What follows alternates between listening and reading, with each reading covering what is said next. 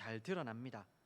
평안할 때 하나님을 잘 믿는 것은 누구나 다 할 수 있는 일입니다. 하지만 위기의 순간이 되고 그 믿음으로 인해서 내가 손해를 보거나 혹은 내 기득권을 포기해야 되는 순간, 한 걸음 더 나아가서 이 하나님 때문에 내가 나를 죽여야 하는 상황이 오면, 그런 순간이 오면 이야기는 좀 달라집니다. 그제서야 내가 가진 신앙, 내 믿음의 깊이가 적나라하게 드러나는 것이죠. 우리가 지난 시간에 살펴본 대로 선지자 예레미야는 이 자신의 인생에 위기가 오고 이스라엘 모든 사람들이 예레미야의 말을 듣지 않고 그를 위협하고 심지어 그가 목숨의 위협을 받는 순간에도 그는 하나님을 생수의 근원으로 고백하며 목자의 직분에서 물러나지 않겠노라고, 불러주신 사명의 자리를 끝까지 지키겠노라고 하나님 앞에 믿음으로 고백을 하셨습니다.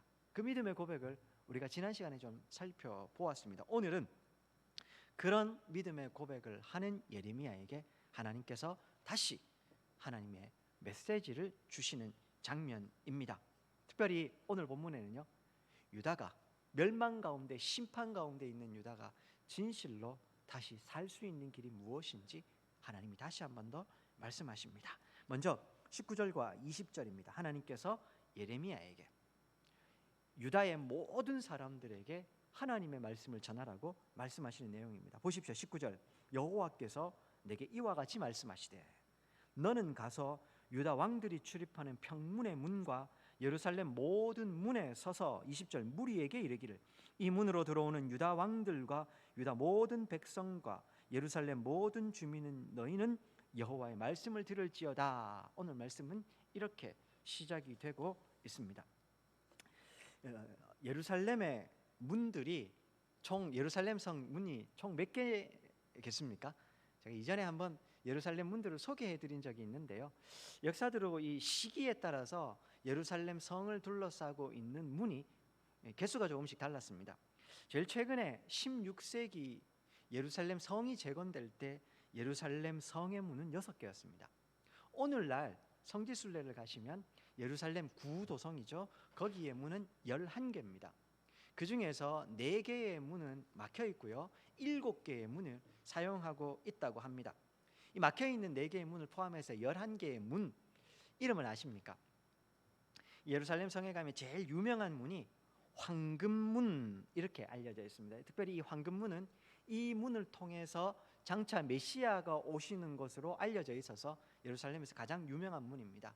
그리고 이 황금문과 비슷한 미문, 더 뷰티풀 게이트라고 해서 우리 사도행전 시간에 함께 나누었던 문 있습니다. 그 외에 욥바문, 시온문, 분문, 사자문, 헤롯문, 다메섹문, 세문, 그리고 훌다문, 목화상인문, 이렇게 해서 11개가 있다고 합니다. 이 중에서 분문이라고 하는 것은요, 이 문을 통해서 말 그대로요, 분뇨들, 오물이 나가는 문입니다. 흰놈의 아들 골짜기, 기드론 골짜기로 바로 이어지는 문인데 여기로 예루살렘의 모든 쓰레기와 오물들이 나갑니다. 시온문이라고 하는 건 요 문을 통해서 나가면 시온산으로 바로 다다르기 때문에 시온문. 헤롯문은 헤롯 궁전에서 가장 가까워서 그렇고요, 욥바문은 요 문을 해서 나가면 욥바로 가는 길이 곧장 이어져서 그렇다고 합니다. 여튼 이렇게 해서 11개의 문이 있습니다. 제가 근데 11개의 문을 왜 소개해 드리겠습니까? 이 어떤 문헌을 살펴봐도 오늘 본문에 보시면 하나님이 예레미야에게 말씀을 전하라고 하는 유다 왕들이 출입하는 평민의 문이 없습니다. 그런 문이라는 이름 자체가 없습니다. 그럼 도대체 이 문은 무슨 문을 이야기하는 것일까? 아마도 학자들은 이 문은 유다의 왕을 포함한 귀족과 왕족들 뿐만 아니라 모든 평민들도 이용 가능한 문, 그게 어떤 문인지는 모르지만 그런 문을 이야기하는 것 같습니다. 그 문부터 시작해서 어떤 문까지요? 19절에 보시면 예루살렘의 모든 문에 서서, 역사적으로 예루살렘의 문들이 개수가 계속 바뀌고 하니 정확하게 어떤 문인지는 알 수 없지만 예외 없이 예루살렘의 모든 문들에 서서 너는 지금부터 내가 너한테 주는 메시지를 선포하라, 하나님이 그렇게 명령하십니다. 예레미야 7장에 보면 하나님께서요, 예레미야에게 너는 여호와의 집 문에 서서 메시지를 전해라 이러면서 특정한 장소를 지정해 주셨습니다. 그러니까 여호와의 집 문이 어디겠습니까? 성전에 있는 문이죠. 거기서 성전에 드나드는 사람들에게 전하라 그렇게 하셨습니다. 오늘은요 특정한 문이 아닙니다. 예루살렘의 모든 문들에 서서 하나님의 말씀을 전하라. 무슨 말이겠습니까? 모든 문에 선다는 말은 예루살렘에 출입하는 모든 사람들에게 예외 없이 지금부터 내가 너한테 전하는 이야기를 백성들에게 전달해야 된다. 빠짐없이 다 전하라 이런 말입니다. 그러면요 지금부터 하나님이 전하시는 말씀은 어떤 메시지란 말입니까? 중요한 메시지요. 제가 순장님들 통해 구역장님들 통해서 순찰들 통해서 이 연락을 드릴 때 제가 구역장님들한테 권찰님들한테 반드시 전해 주십시오 하는 게 있습니다. 중요하니까요. 요건 안전하면 안 되기 때문에 중요하다고 말씀드리는 겁니다. 그래서 빠짐없이 모든 구역원들에게 전해 주십시오. 그리 말씀을 드립니다. 부탁을 드리죠. 마찬가지입니다. 하나님이 지금부터 예레미야에게 예레미야를 통해서 전할 말씀은 중요한 말씀이기 때문에 이 말씀은 모든 이 예루살렘에 출입하는 사람들이 다 들어야 한다. 그렇게 이야기를 하시는 겁니다. 사실 하나님의 말씀 중에 중요하지 않은 거 없습니다. 모든 하나님의 말씀은 중요합니다. 그런데요 오늘 하나님께서 예레미야에게 이 중요한 말씀을 주시는 시점이 참 미묘합니다. 지난 시간에 우리가 살펴본 대로 예레미야가 참 어려움 가운데서도요 하나님 나를 고치시면 나 고침 받겠습니다. 나를 구원하시면 내가 구원받을 수 있습니다. 그러면서 어려운 자신의 상황을 토로합니다. 그러나 동시에 나는 이 목자의 직분에서 물러나지 않고 생수의 근원 되신 하나님 앞에서 이 사명 끝까지 감당하겠습니다.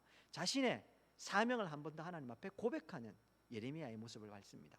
그런 예레미야의 고백을 받으신 다음에 하나님이 중요한 메시지를 전할 것을 명령을 하시는 겁니다. 모든 사람들에게 사실은 하나님께서 전해야 될 메시지는 중요합니다만 지금부터 전할 건 진짜 중요하다는 것이죠.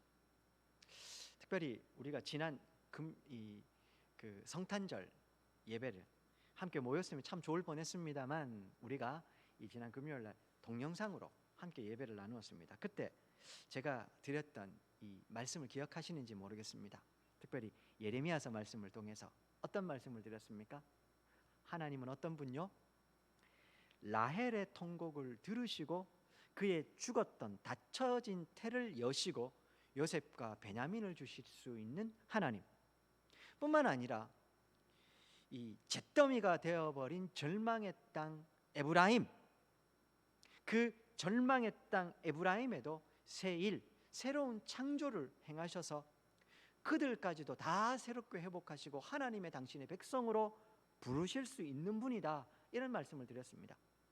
그리고 그 연장선에서 그 구절이 예수 그리스도의 탄생, 예수 그리스도의 오심을 이야기하는 메시아를 예언하는 성경 구절인 이유를 말씀을 드렸었습니다. 예수님이 이 땅에 오심의 의미도 똑같다는 것이죠.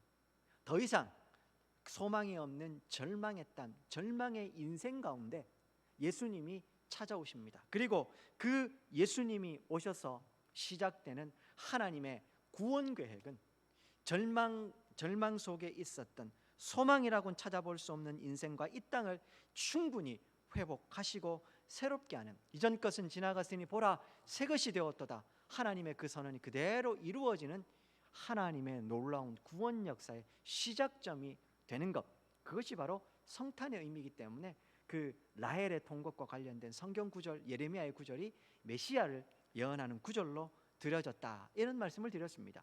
사랑하는 여러분, 오늘 우리도 그런 성탄을 이제 보내었습니다. 예레미야에게 오늘 하나님께서 중요한 메시지를 전하라 하신 것처럼 이 땅을 살아가는 우리들도 사실은 복음이라는 이 성탄의 소식을 가지고 세상 속에서 내 삶의 현장에서 이 메시지를 반드시 전해야 될 사명이 있습니다. 예레미야에게 이 명령을 주시는 하나님의 모습을, 말씀을 보면서요, 오늘 우리의 사명도 다시 새롭게 할 수 있었으면 합니다. 우리가 전해야 되는 그 성탄의 기쁜 소식 전해도 되고 시간이 없으면 안 전해도 되는 게 아니라 반드시 모든 성도들은 전해야 하는 중요한 하나님의 메시지, 말 그대로 복음이 되는 겁니다. 바라고 원하기는 때를 어떤지 얻지 못하든지 이 귀한 사명을 또한 예레미야처럼 충성스럽게 감당하시는 저와 우리 성도님들이 되시면 참 좋겠습니다. 이제 21절부터는요. 자, 그러면 이제 예레미야가 정해야 되는 그 중요한 메시지가 뭔지 나오고 있습니다.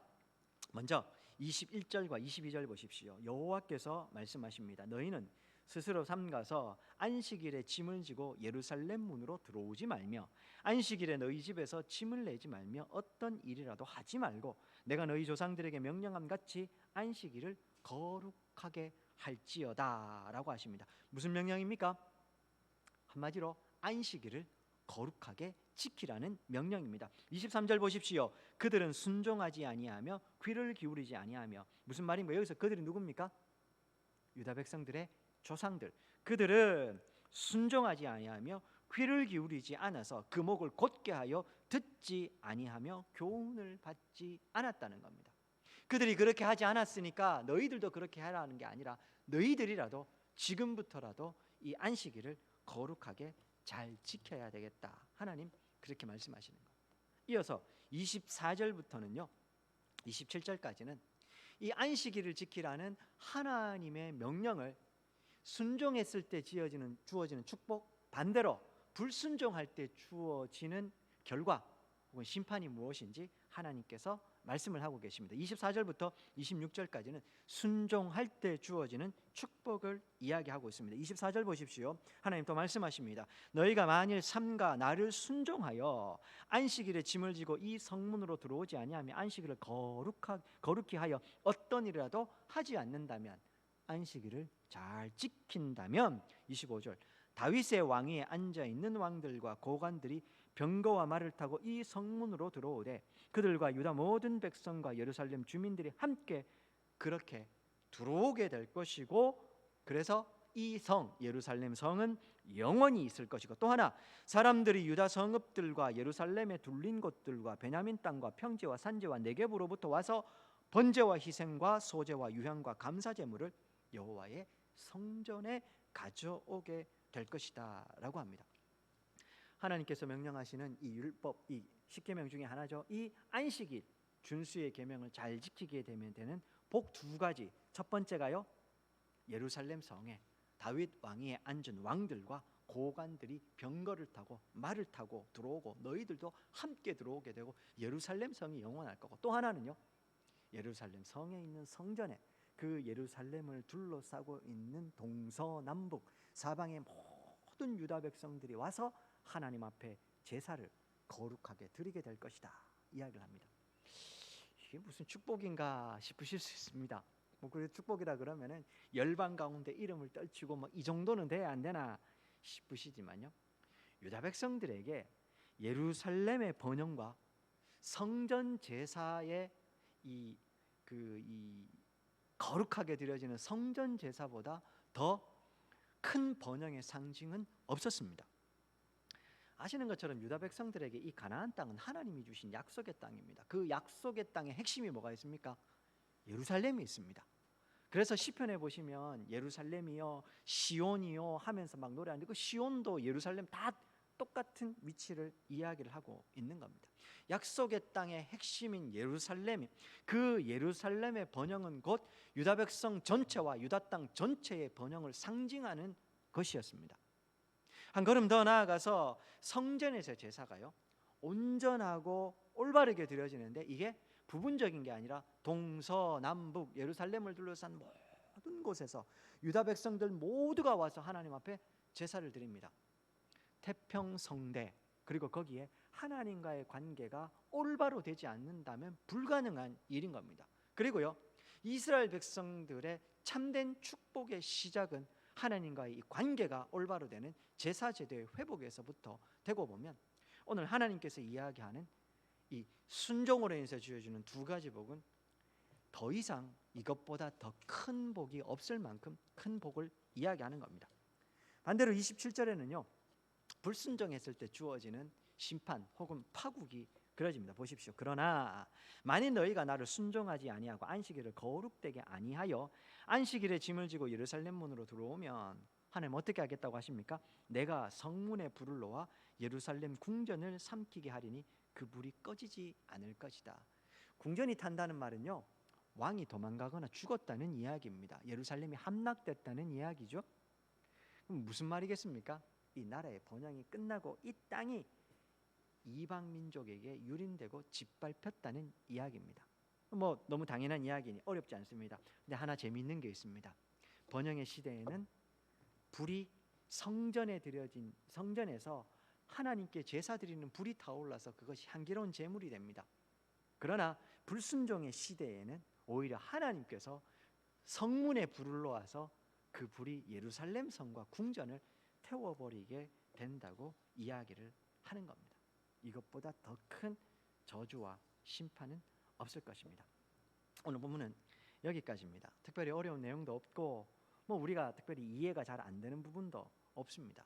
그런데요, 오늘 본문을 읽다 보면 한 가지 의문이 드는 게 있습니다. 유다 백성들에게 하나님께서 왜 굳이 안식일 준수 이야기만 하고 있을까? 10가지 10계명 중에서요, 안식일 준수의 계명은 10개 중에 하나였을 뿐입니다. 더더군다나 이 유다 백성들, 우리가 앞에서 살펴본 예레미야서에 나오는 유다 백성들의 모습을 보면 안식일 준수가 문제가 아니고 우상 숭배라든지 그들 가운데 정의가 없는 게 이게 더 큰 문제였는데, 하나님은 오늘 안식일을 거룩히 하라 하시면서 콕 찍어서 그 이야기만 하고 있는 겁니다. 이유가 뭘까요? 10계명 중에서 이 안식일 준수의 계명이 가장 크고 중요한 계명이어서 그렇습니까? 아니면 유다 백성들이 사실은 드러나지 않았는데 그들이 안식일을 제대로 준수하지 않아서 이 모든 문제가 생겨서 그런 것일까요? 이유가 뭘까요? 첫 번째로 생각해야 될 것은요, 안식일을 거룩하게 지키라는 이 개념, 이 계명 자체에 대한 의미를 우리가 좀 생각해 봐야 됩니다. 그 안식일 거룩하게 지키라는 게 10계명 중에 몇 계명입니까? 4계명입니다. 잘 아는 대로요, 제1계명부터 제3계명은 하나님과 인간, 우리 하나님의 백성과의 관계와 관련된, 그래서 이걸 수평적인 개념이라고 이야기를 합니다. 4계명을 지나서 제5계명부터 제10계명은요, 수평적인 하나님과의 관계가 아니라 이 땅을 살아가는 사람과 사람 사이의 관계와 관련된 수평적인, 수직이 아니라 수평적인 개념을 이야기하는 겁니다. 즉 수직적인 하나님과의 계명, 사람과 사람 사이의 수평적인 개념, 그 사이에 제4계명이 있습니다. 제4계명은요, 곰곰이 생각해 보시면 안식일을 기억하여 거룩하게 지킨다는 말은 하나님과 하나님 백성 간의 수직적인 개념도 포함하고 있습니다. 그러나 동시에 이것은요, 자기가 살아가는 삶의 현장에서 시간도 구별해야 되고 장소도 구별해야 됩니다. 즉, 이 땅을 관계 가운데 사람들 속에 살아가는 하나님의 백성의 그 백성의 이 정체성이나 모습이 어떤 모습으로 살아가야 되는지 가장 극명하게 구분 지어주는 모습이기도 합니다. 안식일 준수의 계명이 그렇다는 것이죠. 그래서 이 수직적인 계명과 수평적인 개념 사이에 그 두 개를 이어주는 계명이 제4계명으로 보통 설명을 합니다. 이 하나 생각해야 한다. 거기에 또 하나 더 덧붙여서요, 오늘 하나님께서 주시는 이 말씀이 일단은 주어지는 상태는, 이 시기는 아직 나라가 망하지 않은 상황입니다. 그러나 우리가 이미 예레미야서 앞부분에서 살펴본 대로 유다 백성들의 멸망은 피할 길이 없습니다. 하나님의 이 유다 백성들이 멸망하고 바벨론으로 포로로 끌려간다는 이 심판은 더 이상 취소되지 않습니다. 예레미야가 하나님 앞에 울고불고 매달리지만 이 하나님의 심판 자체가 연기되거나 이게 취소되는 가능성은 없습니다. 하나님이 그거 확인하셨습니다. 하나님의 참된 구원과 회복은 언제 시작됩니까? 바벨론 포로로 끌려간 그들이 그 포로기에 있을 때 거기에서 하나님의 구원과 회복이 시작이 되는 겁니다. 즉 그런 관점에서 보면 오늘 하나님께서 예레미야에게 주시는 이 메시지는 지금 현재 아직 나라가 망하지 않은 상황 가운데 살아가고 있는 백성들에게 주셨던 메시지라기보다는 오히려 포로로, 심판 이후에 포로로 끌려가서 바벨론 유배지에서 살아가게 될 그들에게 주신 미래적인 메시지로 볼 수도 있다는 말입니다. 그러면 그 바벨론 포로기에서 살아가게 되는 유다 백성들의 삶의 모습은 좀 어떨지를 한번 생각해 볼까요? 첫째, 바벨론은 제국이었습니다. 당시에 상업적으로 굉장히 발달한 나라였습니다. 수많은 사람들이 수많은 교역과 상업적인 활동을 하고 있었습니다.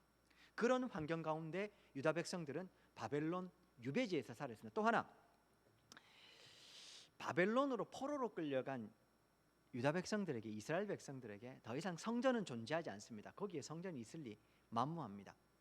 그러면 그들이 하나님 앞에 예배를 드리고 하나님 앞에 나아가서 예배하는 건 어떻게 해야 될까요? 자연스럽게 안식일을 지키는 것, 즉 7일 중에 하루를 구별해서 하나님 앞에 예배하는 것으로 그것이 그들의 정체성과 삶을 표현하는 수단이 되었던 것입니다. 그러니까 유배지에서 이 포로로 끌려간 곳에서 사는 하나님의 백성들에게 7일 중에 하루를 구별해서 하나님 앞에 예배를 드리고 그 안식일을 준수하는 것은 굉장히 중요한 그들의 신앙의 표현이자 정체성을 표현하는 다른 민족들과 구분시켜주는 기준이었단 말입니다. 그런데요, 바벨론 제국에서 바벨론 사람들이 사용했던 바벨론 달력은 유다 백성들이 사용했던 유대 종교력과 달랐습니다. 바벨론 사람들도 태음력을 사용했는데 이 태음력은 유대의 종교력과 완전히 다른 것이었습니다. 그래서 우리가 이 열왕기도 그렇고 역대기도 그렇고 혹은 이 선지서들 여러 장면들을 보면요, 특별히 역대기에 보면 그런데 날짜들이 쭉 나오는데 이 날짜를 맞춰가다 보면 이게 잘 안 맞아요. 왜 그러냐 하면 포로기 이전과 이후의 시간을 계산하는 게 좀 다릅니다. 그게 바벨론역도 들어오고 저 바사의 페르시아의 그 달력도 들어오고 이래가지고 이게 막 뒤죽박죽 돼서 그런 겁니다. 다시 좀 본문으로 돌아오면요, 그런 바벨론 문화의 가운데 바벨론 사람들이 사용하는 달력 가운데는 7일 중에 하루를 구분하는 안식일을 구분하는 기준이 없었습니다. 바벨론 사람들은 7일 중에 하루를 쉰 게 아니라 자신들의 달력에 맞추어서 자신들의 절기를 지켰던 것이죠. 그러면 거기서 살아가는 하나님의 백성들, 유다 백성들은 어떻게 해야 될까요?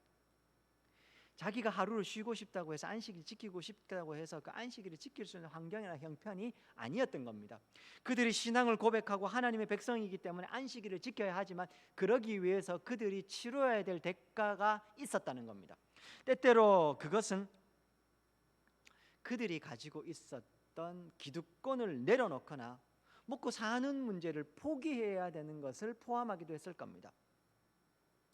때때로 바벨론 사람들이 그걸 인정해 주지 않아서 엄청난 손해나 핍박을 감수하고 안식일을 지켜야 했던 겁니다. 상황이 이렇다 보니까요, 제4계명인 안식일 준수의 계명은 포로기 때에 유대 백성들에게 굉장히 중요한, 사실은 그 사람이 그 포로 생활 가운데서 안식일을 지키고 있다, 그것 하나만으로 그 사람의 신앙의 모습, 다른 것들도 다 설명하지 않아도 다 이해가 될 수 있을 만큼 중요한 계명이었던 것입니다. 이런 배경들을 가지고 오늘 본문으로 다시 돌아오셔서 21절 한번 보십시오. 여호와께서 이와 같이 말씀하시되 너희는 스스로 삼가서 안식일에 짐을 지고 예루살렘 문으로 들어오지 말며, 짐을 지고 예루살렘 문으로 들어간다는 말 자체가 노동의 의미도 있지만 경제 활동과 관련된 상업 활동과 관련이 있습니다. 당장의 말씀이 주어질 때는 아직 나라가 망하지 않았으니 예루살렘 주민에게 하는 말입니다. 그러나 이들은 하나님의 심판으로 다 바벨론으로 포로로 끌려가야 될 사람들이었습니다. 그곳에서도 그들은 여전히 이 계명을 지켜야 했던 겁니다. 한번 상상해 보십시오. 절대로 쉽지 않았습니다. 유다 백성들 안식일 지키는 것 그것 자체로 그들의 신앙 고백이자 신앙의 정체성을 그대로 다 드러낼 수 있었던 겁니다. 실제로요, 이 바벨론 포로기 때도 그랬고 나중에 신구약 중간기가 나옵니다. 유대가 완전히 망하고 로마에서 망한 이후에 신구약 중간기 400년의 기간을 겪게 되는 시기가 나오는데요. 그 시기를 지나고 나서 복음의 시대가 오지 않습니까? 세례 요한이 그걸 열고 예수님이 이제 복음을 전하시는 시대가 옵니다. 근데 예수님께서 안식일 논쟁을 유대 종교 지도자들과 하시죠. 복음서 우리가 나누었던 내용들을 한번 생각해 보십시오. 그때 제가 안식일을 지키기 위해서 그 율법을 지키기 위해서 얼마나 많은 세부 조항이 자세하게 되어 있다고 했습니까? 안식일에 걸어갈 수 있는 거리 규정, 걸음수, 해야 되는 일과 하지 않아야 될 일들도 다 구분되어 있다고 했습니다. 왜 그게 생겨났냐 하면 신구약 중간기 시대에 성전이 사라져버린 시대에 이방 땅에서 살면서요, 안식일을 지키는 게 너무 중요했기 때문에 그걸 어떻게 하면 지킬까를 고민하다 보니 생겨난 수많은 규정들, 그게 자연스럽게 복음 시대에도 드러났던 겁니다. 오늘 하나님께서 안식일에 대한 이야기를 하는 것도 사실은 그런 관점으로 보실 수 있는 겁니다. 사랑하는 여러분, 안식일 준수 자체가 쉽지 않았던 유배지의 삶에 대한 이야기를 오늘 하나님이 하고 계십니다. 그러면 오늘 이 이야기는 오늘 우리에게도 적용해 볼 수 있는 여지가 있다고 생각합니다. 성도가 실제로 살아가는 삶의 현장에서 자신의 삶을 통해서 하나님께 자신의 신앙을 고백하는 것은 굉장히 중요합니다. 신앙은 머릿속에만 들어있는 이론도 아니고요, 그렇다고 해서 마냥 무턱대고 큰 소리만 지르는 구호의 나열도 아닙니다. 신앙은 삶 자체입니다. 실제라는 말이죠. 오늘 예레미야가 말씀을 선포하고 있는 당시에 유다 백성들이 안식일을 지키는 것은 그리 어렵지 않았습니다. 아직 나라가 망하지 않았으니 그들이 살아가는 삶의 뭐라고 해야 될까요? 환경들 자체가 안식일을 지킬 수밖에 없도록 만들어져 있었고, 그들은 마음만 먹으면 얼마든지 하나님 앞에 안식일을 지키며 경건한 삶을 살 수 있습니다. 문제는 유배지의 삶은 전혀 달랐던 겁니다. 안식일에 대한 개념도 없었고 그것을 지키기 위해서 하루를 쉬는 것도 허락되지 않았습니다. 최소한의 생존을 이어가기 위해서라도 유배지에서 그들은 매일매일 쉼없이 일을 해야 했습니다. 그런데 그걸 포기하고 안식일을 지켜야 한다는 것이죠. 이건 단순한 명령이 아니었던 것입니다. 실제로요, 그래서 오늘 본문에서 하나님이 이야기하는 건 안식일을 이야기하는 게 아니라 하나님을 향한 실제적인 삶의 고백을 이야기하는 겁니다. 그래서 우리가 예레미야서를 전부 다 읽어보면요, 예레미야서에서 안식일에 대해서 이야기하는 거 여기가 처음이자 마지막입니다. 다른 곳에서는 안식일 얘기 안 합니다.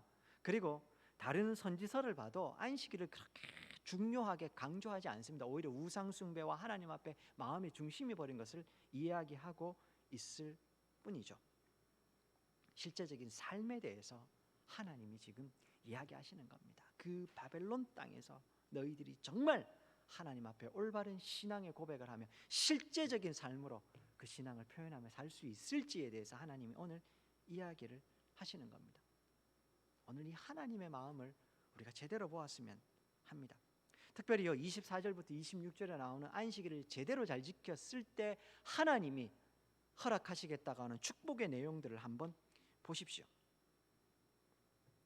유배지의 삶이 아무리 척박하고 어려워도 하나님을 향한 그 마음의 중심 잃지 않고 참된 하나님의 백성의 정체성을 잘 지키고 그렇게만 살아간다면 하나님이 어떻게 하겠어요? 결국 그들을 그 유배지에서 약속의 땅으로 다시 돌아오게 하시겠다. 그래서요, 다윗의 왕위에 앉아있는 왕들과 고관들이 병거와 말을 타고 이 성문으로 돌아오되 너희도 함께 돌아올 것이다. 뿐만 아니라 평화와 번영의 시대를 다시 허락하시어서 그들과 참된 교제를 누리실 것까지도 이야기를 합니다. 그래서요, 사람들이 유다 성읍과 예루살렘 둘린 곳들과 베냐민 성과 평지와 산지와 네겝으로부터 와서 하나님 앞에 제사할 거라고 이야기를 하고 있는 겁니다.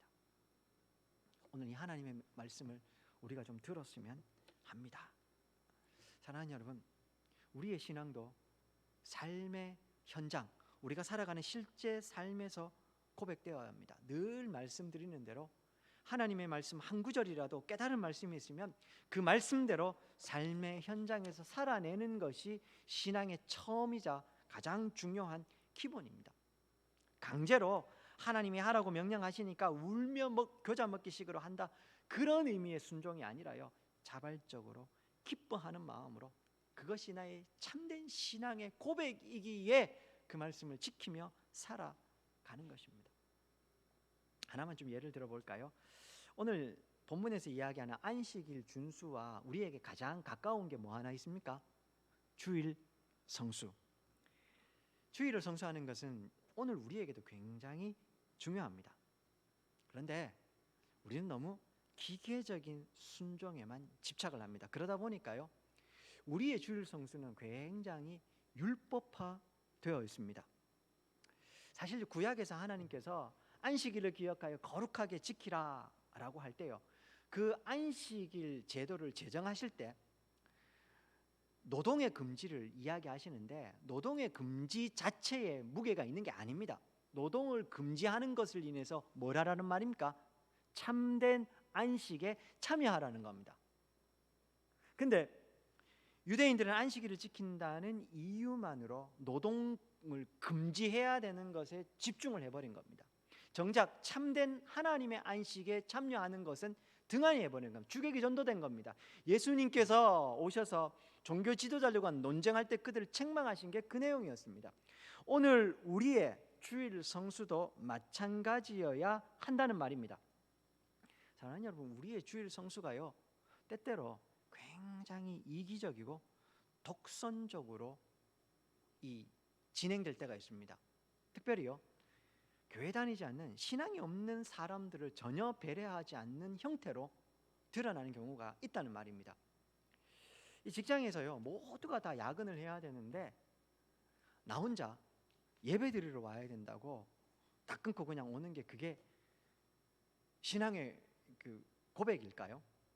교회를 못 가게 하고 막 그러면 그때는 목숨 걸고 지켜야 되지만, 그게 아닐 때는 그 이기적인 모습으로밖에 안 비춰지는 겁니다. 더더군다나요, 직급이 높은 사람들이 내가 교회 뭐 중직자다 이래가지고요, 이 부하 직원들한테는 누구는 일해라 해놓고서는 나는 오늘 교회 예배가 있어서 간다 하고 오시는 겁니다. 맡은 순서가 있다, 뭐 여러 가지 핑계를 대죠. 그런데 교회 다니지 않는 그 사람들이 보기에는요, 그냥 이기적이고 그냥 자기밖에 생각하지 않는 것처럼 보여질 수도 있다는 말입니다. 그 순간에 주일 성수 혹은 우리가 예배를 지키는 건 어떤 모습으로 드러나야 할까요? 주일 성수가 용이하다는 이름만으로요, 수많은 믿음의 청년들이 다 공무원 하겠답니다.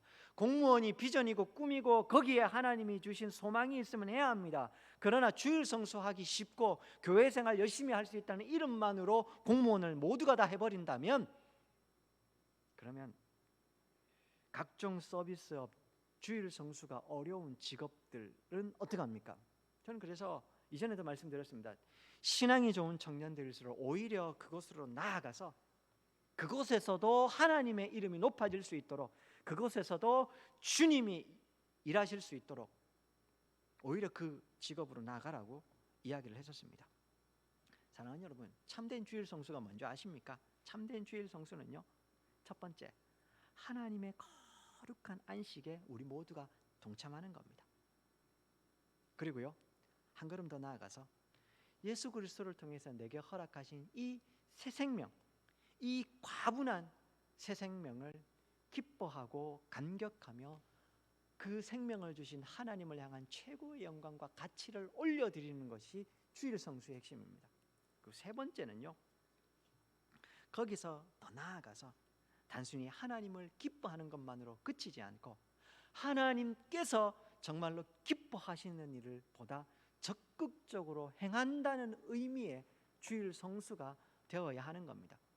하나님께서 우리가 여기서 찬양하시는 것도 기뻐하십니다. 그런데 제가 어떤 것이 예배라고 했습니까? 여기서 모여서 하는 예배도 예배이지만 하나님이 내게 불러주신 사명의 현장에서 하나님의 나라와 일을 생각하며 힘껏 일하는 것, 그 모습도, 그 삶 자체도 예배가 될 수 있다고 말씀을 드렸습니다. 그러니 주일 성수의 보다 넓은 의미로 보면 그곳에서 우리가 힘껏 주의 나라와 의를 위해서 수고하고 애써서 하나님이 기뻐하시는 그 일을 열심히 하고 있는 것조차 그것도 또 다른 의미의 주일 성수가 될 수 있음을 잊지 않아야 된다는 겁니다. 하루 종일 교회 예배를 드리고 있으면서도 마음속에서 아유 오늘은 좀 피곤하고 지겹다, 또 이제 예배 드려야 된다, 아 이제 예배 한 번만 더 드리면 오늘 예배 끝이네, 그런 마음으로 여기에 앉아 있다면 그게 진짜 하나님을 기뻐하는 참된 기쁨과 감격을 올려드리는 예배가 될 수 있냐는 말입니다. 묻고 싶습니다. 우리는 참된 신앙의 삶을 실제 현실 쪽에서 하나하나 실천하면서 기뻐하면서 살고 있습니까? 그리고 우리의 신앙적인 모든 행위의 한가운데 하나님을 향한 진실한 고백과 사랑의 헌신이 있고, 그래서 하나님을 높이고자 하는 마음으로 그렇게 하고 있는 건 맞습니까? 좀 깊이 생각해보는 오늘 예배가 되면 좋겠습니다. 말씀을 맺겠습니다. 사랑하는 여러분, 바벨론 유배지에서 유다 백성들이 안식일을 철저하게 지킨다는 건 참 어려웠을 겁니다. 이미 말씀드린 대로 그들은 때때로 상업적인 활동도 포기하고 또 그 안식일 지키는 것으로 인해서 오히려 그들은 사회적 지위도 활동도 포기해야 했을지도 모릅니다. 그럼에도 오늘 하나님께서는 유다의 모든 사람들이 들어야 될 중요한 메시지로 안식일을 지키라고 하십니다. 어쩌면요, 하나님의 이 명령 가운데는요, 먼 이국 땅, 가나안 땅뿐만 아니라 먼 이국 땅 이방에서 특별히 포로로 끌려가 있을지라도 하나님께서 당신의 백성들의 삶은 여전히 거기서도 먹이고 입히시고 그들과 함께 하신다는 것을 말씀하고 싶지는 않으셨을까요? 유다 백성들이 비록 포로로 끌려가 있지만 그 유배지에서 안식일을 지킬 때 그들은 그 모습 자체로 하나님, 비록 나라도 망해버렸고 나는 포로로 끌려와 있지만 여기서 내 삶을 책임지시는 분은 하나님이십니다, 그걸 인정하고 고백하는 겁니다. 그러니 하나님께서 오늘 이 명령을 하시는 건 반대로, 야, 그 유배지에서도 너희들의 삶을 지키고 보호하고 먹이고 입히는 건 내가 하는 것이다, 나 여호와가 하는 것이다. 그러니 너희는 그곳에서도 변함없이 안식일을 철저히 지켜야 한다. 하나님이 그 말씀을 하시는 건 아닐까요? 바벨론 군대에 그 엄청난 군대가 있습니다. 그들은 전 세계를 호령했던 군대였습니다. 그러나 하나님은 여전히 말씀하시는 것 같습니다. 그곳에서도 내 백성을 지키는 건 나 여호와, 하나님 만군의 여호와지 바벨론 군대가 아니다. 여전히 나는 거기서도 그 군대의 힘을 넘어 내 백성을 내 백성답게 먹이고 입히고 지키고 있다고 하나님은 말씀하시는 것은 아닐까 생각합니다. 말씀을 좀 맺으면서요, 오늘은 이렇게 좀 마무리를 하면 좋겠습니다.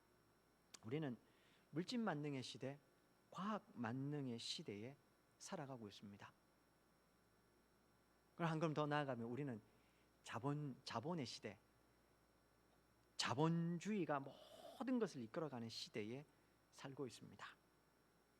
그런 시대 속에서도 여전히 하나님은 내 삶의 주인이요 주권자시고 나를 높이기도 하시고 낮추기도 하시는 그런 분 맞습니까? 하늘을 마무리하는 마지막 주일 예배입니다. 특별히요, 이런 하나님의 일하심을 깊이 생각하며 찬찬히 내 삶을 돌아보고 우리의 신앙을 좀 점검해보는 오늘 하루면 좋겠습니다. 그래서 하나님, 비록 이렇게 어렵고 또 여러 가지로 희망이 보이지 않는 시대이지만 여전히 오늘 나를, 우리 가족을, 그리고 이 땅을 돌보고 먹이시고 또 높이기도 하시고 낮추기도 하시며 주권 주장하시는 분은 하나님 한 분, 오직 하나님이십니다.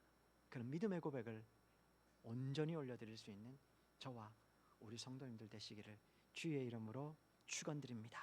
기도하겠습니다.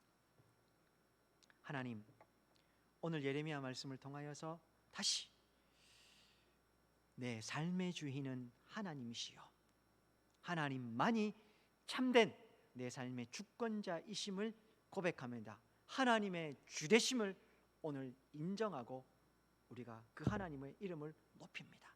주여, 바벨론 포로 그 유배지에서 안식일을 지키는 것 같은 어려움이 오늘 이 시대 가운데 신앙 지키며 살아가야 되는 사명의 자리를 지켜야 되는 우리에게도 있습니다. 그때의 하나님은 변함없이 오늘날 우리의 하나님이십니다.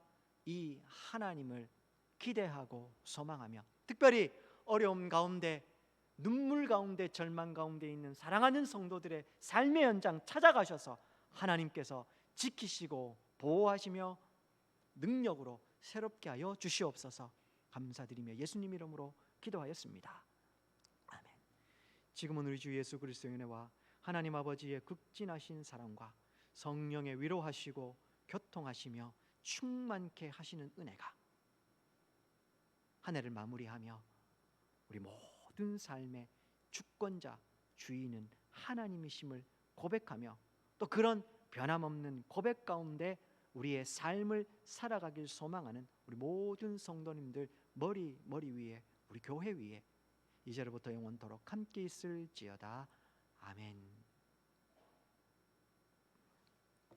수고하셨습니다.